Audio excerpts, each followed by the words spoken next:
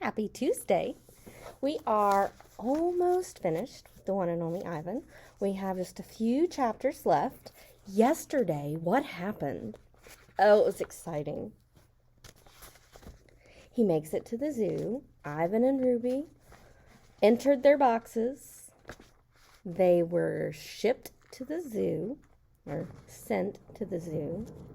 And Ivan had slowly been getting used to the zoo in the chapters that we read yesterday. And at the very end yesterday, we read chapter 132, which is page 270 in the paperback book and page 171 on the PDF. So go ahead and pause it just a minute. Go ahead and get your paperback book if you have it and turn to page 270, or open the PDF up and go to page 171. So I'll wait just a minute. You can pause the video until you're ready. Okay, so you're ready? Perfect. So on page 270, the chapter is called What I See, and this is where we stopped yesterday. We saw Ivan getting used to the zoo, and they had put him in a room all by himself. I wonder why they didn't put him with the rest of the gorillas immediately. What do you think? Right? If they would have put him into the domain with the rest of the gorillas after not being around gorillas for that long, do you think he would have adjusted as well as he seems to have adjusted? Do you think it would have been harder on him? Probably would have been harder on him because he hadn't been around gorillas since he was with not Tag, right? So they put him in a room all by himself, but they show him this TV show, only it wasn't really a TV show, was it? No, it wasn't a TV show. It was actually him watching the other gorillas that were at the zoo. So they finally open up that one window that had the wooden slats that were like blinds. They open it up, and chapter 132, which is where we're starting today, is called What I See. Gorillas. 3 females and a juvenile male. It's the family I've been watching, but they're not on a TV screen. They're on the other side of the glass, watching me, watching them. I see me, lots of me. So remember there for a while when he questioned whether he was the only gorilla left? Well, now he sees this entire family of other gorillas just like him. Do you think maybe Ruby is experiencing the same type of thing, but with other elephants? I wonder if they introduced her the same way they did with Ivan, where they put her by herself and had her watch the other elephants. It's probably how they get the animals ready to be mixed with others. Chapter 133 is called Still There. I cover my eyes. I look again. They are still there. So he's almost checking to see if he's dreaming, right? He's not pinching himself to see if he's awake, but he's kind of doing peekaboo. And every time his eyes come up, they're still there, watching. Every day I watch them through my window, the way my visitors used to watch me. See how they chase, groom. See how they play, sleep. See how they live. They're graceful the way Stella was, moving just enough, only as much as they need. They stare at me, heads tilted, pointing and hooting, and I wonder, are they as fascinated by me as I am by them? So do you think they're curious about this new gorilla that has shown up? Next chapter is called She. Her hoots make my ears hurt. I admire her intact canines from afar. So her canines would be her teeth. So he's looking at her teeth. Her name is Kenyani. She is faster than I am, spry, and probably smarter. We could say that she's nimble, although I am twice her size, and that too is important. She is terrifying. and beautiful, like a painting that moves. So yesterday, some of you predicted that Ivan might find a girlfriend. Do you think Kenyani might be that girl? Maybe. The next chapter is called Door. Today the humans lead me to a door. On the other side, Kenyani and the others wait for me. I'm not ready for this. I'm not ready to be a silverback. I'm Ivan, just Ivan, only Ivan. I decide it's not a good day to socialize. I'll try again tomorrow. Do you think he's maybe a little nervous to meet Kenyani and the other gorillas? Imagine if you had been the only human for years and years and years, and then you finally found a family to be with. Would you be nervous to meet them? That's what he's feeling right now. The next chapter is called Wondering. All night I lie awake wondering about Ruby. Has she already walked through a door like the one I'm facing? Was she as scared as I am? Scared the way she must have been that day she fell in the hole. I think of Ruby's endless curiosity and of the questions she loved to ask. Have you ever danced with a tiger, Ivan? Will your fur turn blue? Why doesn't that little boy have a tail? If Ruby were here with me, she'd be asking, what's on the other side of the door, Ivan? Ruby would want to know, and she would have been through that door by now. So he seems to think that Ruby, because of her curiosity, would have been ready to go through the door. Do you think that might make him more willing to go? He went into the box even though he wasn't sure about it because he wanted to be a role model for Ruby. So do you think he's going to act the same way? Let's see. The next chapter is called Ready. Want to try again, Ivan? Maya asks. Remember, Maya is one of the animal trainers that works with Ivan. I think of Ruby and I tell myself it's time. The door opens. Remember, he hasn't been outside in how long? Remember that big, long number, 9,000? Some days. A really long time to have not been outside. This is called Outside at Last. Sky, grass, tree, ant, stick, bird, dirt, cloud, wind, flower, rock, rain, mine. Mine.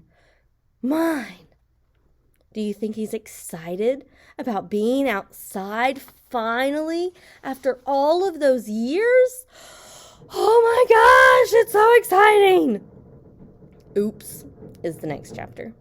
I sniff, approach, strut a bit, but the others don't welcome me. They have sharp teeth and loud voices. Did I do something wrong? Kenyani chases me. She throws a stick at me. She corners me. I know that she's testing me to see if I'm a true silverback, one who can protect her family. Is he a true silverback? The only one he's really had to protect and be a silverback for is Ruby, right? I cower and hide my eyes. So does he prove himself as a silverback? Not this time. Maya lets me back into my cage. What it was like. I lie awake and try to remember what it was like being a gorilla. So when he was in the jungle in the wild, how did we move? How did we touch? How did we know who was boss? I try to think past the babies and the motorbikes and the popcorn and the short pants. So he tries to think all the way before his time with Mac to his time in the wild. I try to imagine Ivan as he might have been. Remember, we had a question about how Ivan's life would have been if he hadn't been captured. That's what he's trying to think of right now. Pretending. The juvenile male approaches. He's eyeing my food hungrily, so he wants to take Ivan's food. I imagine a different Ivan, my father's son. his father, the silverback, right? I grumble and swat and swagger or sway back and forth.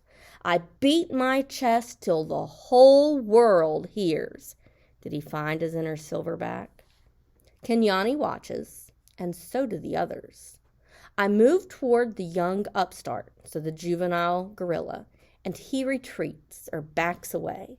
So Ivan beat his chest and the other gorilla backed away. So has Ivan shown himself as a silverback now? He did. Almost as if the juvenile believes I'm the silverback I'm pretending to be. So Ivan doesn't really feel like a silverback yet, but he's certainly pretending to be one. Maybe trying to fake it until he makes it. Pretend it until it happens. The next chapter is called Nest. Remember, he talked about making a nest in the wild the way his father did with sticks and brush. And at Mac's house, he didn't really have to. He had a bed. And then at the Big Top Mall, he had a bed. But now he has to make his own nest. I'm making a nest on the ground. It isn't a true jungle nest. The leaves are inferior, so they're not as good. And the sticks are brittle. They snap when I weave them into place. The others watch, grunting their disapproval. Too small, too flimsy, an ugly thing to see. But when I climb into that leafy cradle, it's like floating on treetop mist. So it might not look like much, but he certainly thinks it's comfortable. More TV. Maya wants me to go back to my glass cage. I wonder why. I can tell she wants me to go because she is tempting me toward the door with a trail of tiny marshmallows. I try to ignore her. I don't want to leave the outside. It's a cloudless day and I've found just the right spot for a nap. So he's happy outside, isn't he? Finally. I relent. He gives in. When she adds yogurt raisins to the trail. She knows my weaknesses all too well. So she's an animal trainer. She knows how to get the animals to do what she wants, doesn't she? And he loves yogurt raisins. In the glass cage, the TV is on. It's another nature show, jerky and unfocused. I expect to see gorillas, but none appear. Who do you think he's going to see this time? Who is he missing? I hear a shrill sound, like a toy trumpet. Who did he compare to a toy trumpet? My heart quickens. I rush close to the screen, and there she is, Ruby. She is rolling in a lovely pool of mud with two other young elephants. Another elephant approaches. She towers over Ruby, which means she's much bigger. She strokes Ruby.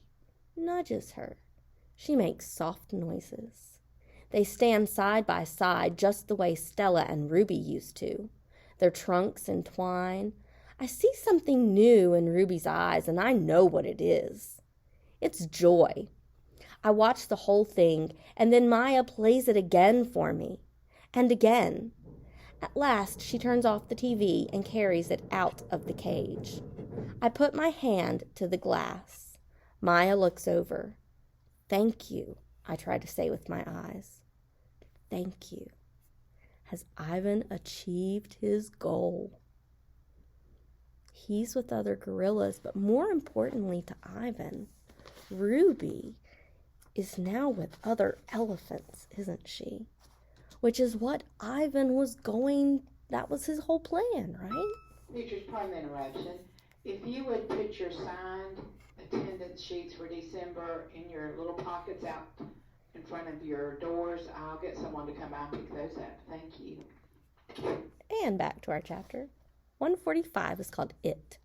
Kenyani, that female gorilla. Kenyani ambles toward me. She taps me on the shoulder and knuckle runs away. Almost like she wants to play tag, isn't it?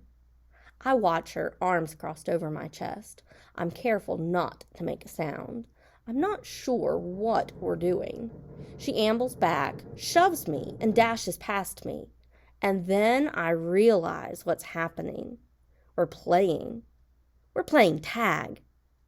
And if he was just tapped by Kenyani, then he's it.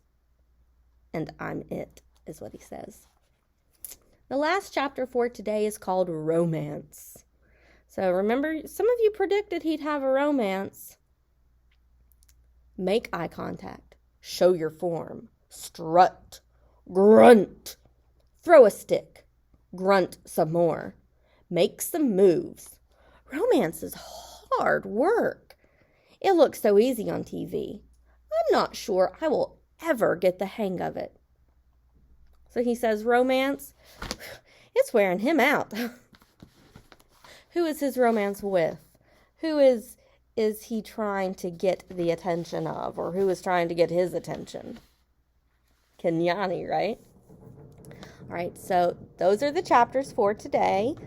And we will finish the book on Thursday. Yay, we get to see, maybe we'll get to see where George and Julia and Mac and Bob end up. Maybe we'll get to see more of Ruby. I don't know. Maybe we'll find out if Kenyani and Ivan's romance blooms and they fall in love. We'll see as we finish on Thursday. You do have questions posted over in Google Classroom. There are 6 of them. And I will talk to you guys later. Bye, guys.